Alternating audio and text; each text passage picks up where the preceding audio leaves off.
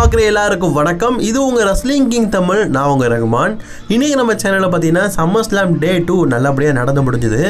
டே 1 compare பண்ணும்போது டே 2 நல்லாவே இருந்தது. சரி வாங்க சம்மர் ஸ்லாம் டே 2ல் என்ன நடத்துனாங்க அப்படிங்கிறத பற்றி ஃபுல் ரிவ்யூவாக பார்க்கலாம். மறக்காமல் ரெஸ்லிங் கிங் தமிழுக்கு முதலாக வந்திருக்கீங்களா சப்ஸ்கிரைப் பண்ணிக்கோங்க. பெல் ஐக்கான கிளிக் பண்ண மூலிமா தினமும் போகிற ரெஸ்லிங் செய்திகளை தாய்மொழி தமிழில் தெரிஞ்சுக்கோங்க. ஓப்பனிங்கே WWE சாம்பியன்ஷிப்புக்கான நம்பர் 1 கண்டெண்டர் மேட்ச் தாங்க நடக்குது. ஃபின் பேலர் வெர்சஸ் சாமி ஜெயன்.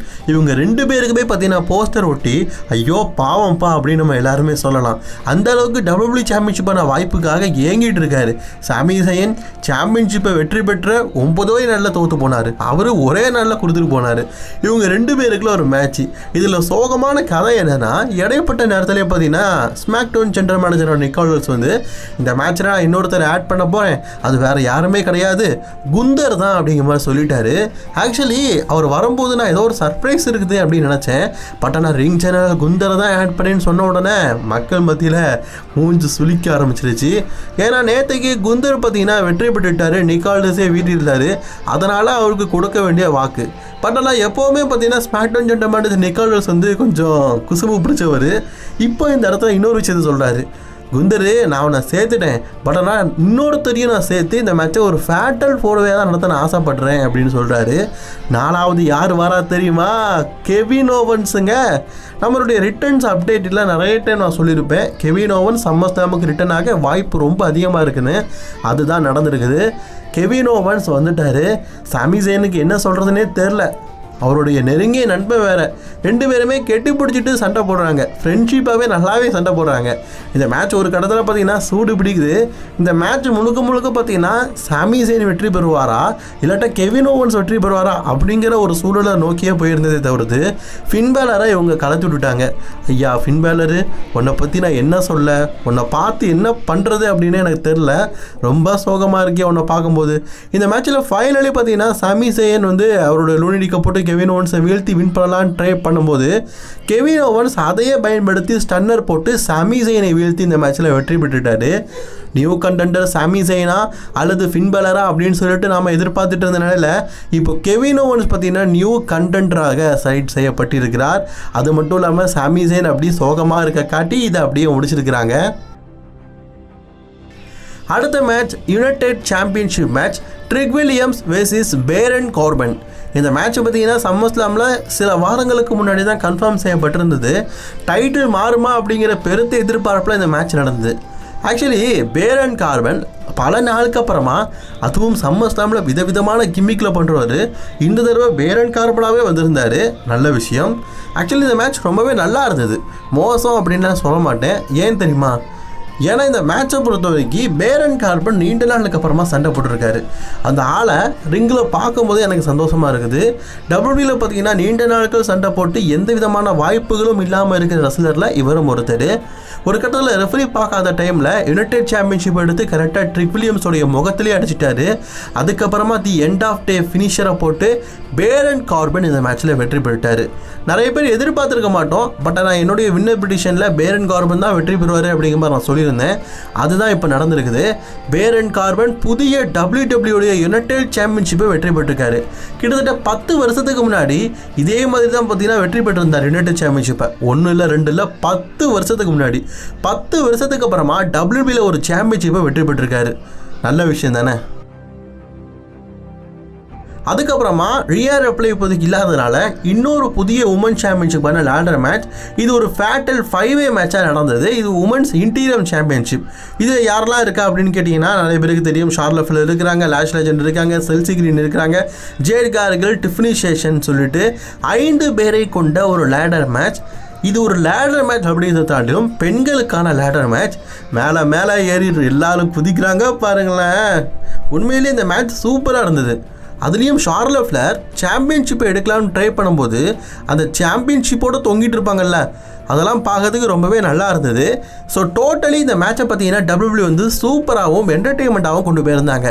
சரி இந்த மேட்ச்சில் என்னாச்சுன்னு கேட்டிங்கன்னா ஒரு கட்டத்தில் டிஃப்னி சேஷன் பார்த்தீங்கன்னா இந்த சாம்பியன்ஷிப்பை எடுக்கிற நேரத்தில் கரெக்டாக செல்சிகிரீன் வந்துட்டாங்க. ஃப்ரெண்ட்ஷிப்லாம் ஒரு போல் அல்ல, அந்த சாம்பியன்ஷிப் தனக்கு வேணும் அப்படிங்கிறது செல்சிகிரீன் ஆசை. அதனால் தான் ஃப்ரெண்டையே பார்த்தீங்கன்னா லேடர்லேருந்து கீழே தள்ளி விட்டுட்டாங்க. கீழே மற்ற ஆப்பரன்ஸ் இருக்காங்க, அவங்க மேலே பார்த்தீங்கன்னா டிஃப்னி ஷேர் ஒன்று விழுந்துட்டாங்க. இப்போ இந்த வாய்ப்பை பயன்படுத்திக்கிட்ட செல்சி கிரீன் லேடர் மேலே ஏறி உமன் சாம்பியன்ஷிப்பை விட்டுட்டாங்க. ஆக்சுவலி இது ஒரு நல்ல விஷயம். ஏன்னா ஸ்டிஃபனி ஸ்ட்ராட்டரை பொறுத்த வரைக்கும் அவங்க இப்போ கரண்ட்லி உமன்ஸ் யுனைடெட் சாம்பியனாக இருக்கிறாங்க. இந்த உமன் சாம்பியன்ஷிப்பை வெற்றி பெறணும் அப்படிங்கிற அவசியம் இல்லை. பட் ஆனால் செல்சி கிரீனை பொறுத்த வரைக்கும் அவங்க கண்டிப்பாக வெற்றி பெறணும் அப்படிங்கிறது பல பேரோட ஆசை. ஒரு கோல்டு மாடல் ரோல்னே சொல்லலாம் இவங்களை. ஏன்னா அந்தளவுக்கு பார்த்தீங்கன்னா சூப்பராக அவங்க கேரக்டரை சூப்பராக பண்ணுவாங்க. அப்படிப்பட்டவங்க ரசிகர்கள் மத்தியில் இன்றைக்கி சாம்பியனாக இருக்கிறாங்க. பல பேர் செல்சி கிரீன் சாம்பியன் ஆனதை அந்த இடத்துல எக்னாலஜ் பண்ணியிருக்கிறாங்க. எனக்கும் இந்த விஷயம் ரொம்ப பிடிச்சிருக்குது. நானும் செல்சி கிரீனை எக்னாலஜ் பண்ணுறேன். ஏன்னா ஒரு திறமை இருக்கிற ஒரு ரெஸ்லர் சும்மா WWE பார்த்தீங்கன்னா இவ்வளோ நாள் வச்சுருந்தாங்க. இப்போ அவங்கக்கிட்ட ஒரு சாம்பியன்ஷிப்பை கொடுத்துட்டாங்க. இந்த சாம்பியன்ஷிப்பை வச்சு இதுக்கப்புறமா செல்சி கிரீன் அவங்க டைட்டில் ரேஞ்சனை எப்படி கொண்டு போகிறாங்க அப்படிங்கிறத வெயிட் பண்ணி பார்க்கலாம். ஸோ அதுக்கப்புறமா டேன்ஹவுசன் வெர்சஸ் டாமினிக் மிஸ்டரிக்கான ஹியூமன் மணி போல் மேட்ச் அப்படின்னு சொல்லிட்டு நடத்துகிறானுங்க. இவனுங்க வேறு பூலுன்னு சொல்லிட்டு ஏதோ ஒரு மேட்சை நடத்துகிறானுங்க. ஒன்றும் இல்லைங்க, இதுவும் ஒரு லேடர் மேட்ச் மாதிரி தான். முக்கில் பார்த்தீங்கன்னா ஏதோ ஒன்று தொங்க விட்டுருக்கானுங்க. அதுக்குள்ளே சாம்பியன்ஷிப் ஆப்பர்ச்சூனியா இல்லாட்டா சூனிய பொம்மை ஏதாவது இருக்கான்னு கேட்டிங்கன்னா ஒன்றும் இல்லை. டேன்ஹவுசனுடைய புகைப்படம் போட்ட ஒரு பணம் நோட்டு இருக்குது. இதை கடையில் கொடுத்தா செல்லுபடி கூட ஆகாது. இதுக்காக ஒரு மேட்ச்சு என்னத்தை சொல்ல ஏது சொல்ல ஒன்றும் சொல்கிறதுக்கு இல்லை. இதை ஒரு நார்மல் மேட்சாகவே நடத்திக்கலாம். டேன்ஹவுசன் வெர்சஸ் டாமினிக் மிஸ்டீரியோ அப்படிங்கிறத காட்டிலும் டேன்ஹவுசன் வெர்சஸ் டேன்ஹவுசன் ஃபேமிலிலே சொல்லலாம். ஒரு கட்டத்தில் டாமினிக் மிஸ்டீரியோ தான் டீம் மெம்பர்ஸ் எல்லாருமே கூட்டிகிட்டு வந்து, டீம் மெம்பர்ஸ்னால் வேறு யார், ஜேடி மைட்டோனை கூப்பிட்டு வந்து சீட்டிங் பண்ணதுக்கு தான் முயற்சி பண்ணுறாரு. இந்த மினி டேன்ஹவுசன் இருக்கிறாங்கல்ல, அவங்கெல்லாம் இதில் ஃபன் பண்ணுற விஷயம்லாம் நல்லா இருந்தது. அதுக்கப்புறமா ஜேடி பார்த்தீங்கன்னா உச்சக்கட்ட வரம்பின் மீறி அவர் சீட்டிங் பண்ணும்போது அந்த இடத்துல ஜோ ஹென்ரி இருக்கார்ல, அவர் கையில் பார்த்தீங்கன்னா கிட்டார் எடுத்துகிட்டு வர்றாரு. எனக்கு என்னமோ ஜோ ஹென்ரியை பார்க்கும்போது ஒரு ஃபியூச்சர் ஆஃப் த ரெஸ்லர் மாதிரி தெரில, அடுத்த எலாய்ஸ் மாதிரி தெரியுது. கிட்டாரை வச்சு அதை தான் பண்ணிக்கிட்டு இருக்காரு. அதுக்கப்புறமா டேன்ஹவுசன் பார்த்தீங்கன்னா டாமினிக் மிஸ்டீரியோ இந்த மணி பேக் எடுக்க போகும்போது யூ ஆர் கால்ட்ஸ் அப்படின்னு சொல்லும்போது கரெக்டாக பார்த்தீங்கன்னா டாமினிக் மிஸ்டீரியோடைய அண்ட்ராயர்லேயே பார்த்தீங்கன்னா புகை விழுது. உடனே டாமினிக் மிஸ்டீரியோ கீழே வந்துட்டார். இந்த வாய்ப்பை பயன்படுத்திக்கிட்ட டேன்ஹவுசன் அந்த பண பொட்டியை எடுத்துட்டாரு. அதாவது இதையும் ஒரு மேட்ச் அப்படின்னு சொல்லிட்டு சம்மர்ஸ்லாமில் WWE வச்சிருக்கிறதுக்காங்க உண்மையிலேயே WWE பாராட்டணும்ப்பா. ஏன்னா சம்மர்ஸ்லாம் மாதிரியான பெரிய அரங்கத்தில் இப்படிப்பட்ட காமெடியான கேவலமான மேட்சஸையும் நடத்துகிறாங்கல்ல, உண்மையிலேயே அவங்கள பாராட்டணும். இது என்டர்டெயின்மெண்ட் ஆகுதுன்னு சில பேர் சொல்லுவீங்க. இதுக்கு முன்னாடி இருந்த டேன்ஹவுசன் மேட்சை கம்பேர் பண்ணும்போது இது என்டர்டெயின்மெண்ட்டே இல்லைங்க. அதுக்கப்புறமா மென்ஸுக்கான intercontinental championship match Chad Gable versus Penta. ரசிகர்கள் மத்தியில் பெரிய லெவலில் இந்த மேட்சுக்கு எதிர்பார்ப்பு இருந்தது. ஜாட் கேபிள் வெற்றி பெறுவாரா அப்படிங்கிறது தான் இருக்கிறதுலே ஒரு மெயினான பாயிண்ட். ஆக்சுவலி ஜாட் கேபிள் வரும்போதே மக்கள் மத்தியில் ரோமன் ரெயின்ஸுக்கு கிடைக்கிற வரவேற்பு ஏன்பா அப்படின்னா இது அவருடைய சொந்த ஊருங்க. சொந்த ஊரில் WWE ஒரு ஷோ நடத்திருக்கிறாங்க. அப்போ கண்டிப்பாக அவருக்கு ஒரு பெருத்த வரவேற்பு கிடைக்கும் அல்லவா. அதனால தான் ஜாட் கேபிளுக்கு பெரிய வாய்ப்பு. இது அவருடைய 6வது அட்டெண்ட் இந்த இன்டர்நெட்டுக்காக சாம்பியன்ஷிப்பாக மோதுறது. இது வரைக்கும் வெற்றி பெற்றதே இல்லை. மோத போகிறது யார் கூட, பென்டா கூட. பென்டா சும்மாவே பார்த்தீங்கன்னா ஒவ்வொரு மேட்சையும் பறந்து அடிப்பார். இந்த மேட்சை சொல்லவா வேணும். ரெண்டு பேருமே அவங்களுடைய ரோலில் சூப்பராக பண்ணாங்க. மேட்ச் உண்மையிலேயே குவாலிட்டி வைஸ் சூப்பரான மேட்ச்சு. சம்மர்ஸ்லாமில் நடந்த மேட்ச்சில் எனக்கு இந்த மேட்ச் ரொம்பவே பிடிச்சிருந்தது. ரெண்டு பேருமே பார்த்தீங்கன்னா இந்த மேட்சை ரொம்பவே சூப்பராக கொண்டு போனாங்க. சரி, ஃபைனலி பார்த்தீங்கன்னா ஜாட் கேபிள் அவருடைய ஆங்கிள் லாக்கை பார்த்தீங்கன்னா இந்த மேட்சில் போட்டுட்டாரு. ஆங்கிள் லாக் போட்டு பென்டா ஓரளவுக்கு முயற்சி பண்ணார். ஒரு கடத்தில் வழி தாங்காத பென்டா டேப் அவுட் பண்ணிட்டாரு. ஜாட் கேபிளுடைய நீண்ட நாள் கனவு WWE பார்த்தீங்கன்னா ஒரு சிங்கிள் சாம்பியன்ஷிப்பை வெற்றி பெறணும் அப்படிங்கிறது நீண்ட நாள் கனவு. அதை பார்த்தீங்கன்னா இப்போதைக்கு வெற்றி பெற்று ஒரு பெரிய மூமெண்ட்டை பார்த்தீங்கன்னா பண்ணியிருக்காரு. எஸ், நம்ம எதிர்பார்த்த அந்த நிகழ்வு நடந்துருச்சு. ஜாட் கேபிள் புதிய இன்டர் கான்டினென்டல் சாம்பியன் ஆகிட்டாரு. அப்படியே மனுஷன் பார்த்தீங்கன்னா அழுதுட்டாருங்க அந்த இடத்துலையே. ஏன்னா WWE இத்தனை வருஷம் ஒர்க் பண்ணியிருக்காரு. அந்த ஒரு சிங்கிள் சாம்பியன்ஷிப்புக்காக எவ்வளோ கஷ்டப்பட்டுருக்காரு. அதனால் அந்த மனுஷன் பார்த்தீங்கன்னா அதே இடத்துல அழுதுட்டாரு. அவருடைய ஃபேமிலி மெம்பர்ஸ் எல்லாருமே ரிங்குக்கு வராங்க. பெண்டா கூட பார்த்தீங்கன்னா தோட்டத்தெல்லாம் மறந்து ஜாட் கேபிள் கிட்ட அந்த இன்டர் கான்டினென்டல் சாம்பியன்ஷிப்பை கொடுத்து கெட்டி பிடிச்சி பார்த்தீங்கன்னா ஒரு எமோஷனல் மூமெண்ட்டாக இந்த இடத்துல பண்ணியிருக்கிறாங்க. உண்மையிலேயே இது அவருக்கு வர வேண்டிய டைட்டில் தான். ரொம்ப ரொம்ப ரொம்ப லேட்டாக ஜாட் கேபிளுக்கு கிடச்சிருக்குது. சரி, அவருடைய டைட்டில் ரேஞ்சினா இதுக்கப்புறமா எப்படி கொண்டு போக போகிறாரு அப்படிங்கிறத வெயிட் பண்ணி பார்க்கலாம். அதுக்கப்புறமா main event time Roman Reigns versus Seth Rollins for the world heavyweight championship match. Seth Rollins வரும்போதே பார்த்தீங்கன்னா அந்த இடம் டார்க் ஆகி ஷீல்டுடைய சிம்பிள்லாம் காட்டும்போது மக்கள் அப்படியே மறண்டு போயிட்டாங்க. அதுலேயும் கீழே பாருங்களேன் செத்ரோலன்ஸோடைய பழைய ரூபம் தெரிஞ்சிருக்கும். அதெல்லாம் பார்க்கும்போது பங்கமாக இருந்ததில்ல. அப்படியே அந்த இடத்துல பார்த்திங்கன்னா நெருப்பு கொழும்பு அப்படி எரிஞ்சிட்டு இருந்தது. ஆக்சுவலி கரெக்டாக அந்த வி ஷேப்புக்கு கீழே செத்ரோலன்ஸோடைய பழைய ரூபம் தான் இருந்திருக்கும். டக்குன்னு அந்த இடத்துல நெருப்பு விழுந்திருக்கும். செத்ரோலன்ஸ் அதுக்குள்ளே ட்ரெஸ் சேஞ்ச் பண்ணிட்டாருங்க. அப்படியே பார்க்கறதுக்கு கோமாளித்தனமான செத்ரோலன்ஸ். இவ்வளோ நாள் கோட்டை போட்டுட்டு நார்மலாக வந்துட்டு இருந்தாரில். இப்போ பழையபடி பார்த்திங்கன்னா கோமாளித்தனமான அந்த கலர்ஃபுல் கோழி குஞ்சு செத்ரோலன்ஸ் பார்த்திங்கன்னா வந்துட்டார். வரும்போதே ஷீல்டோடைய மாஸ்க் அவங்க வரும்போது எப்போயுமே ஒரு மாஸ்க் போட்டுருவாங்கல்ல, அதை வச்சுக்கிட்டு வந்திருக்காரு. Mind game is beginning. Mind கேமில் எப்போவுமே பார்த்தீங்கன்னா செத்ரோலன்ஸை அடிக்கவே முடியாது. அதை தான் இந்த தடவையும் பண்ணுறாரு. ரோமன் ரெயின்ஸ் கிட்ட மோதுற மேட்ச் கண்டிப்பாக மைண்ட் கேம் இல்லாமல் இருக்குமா?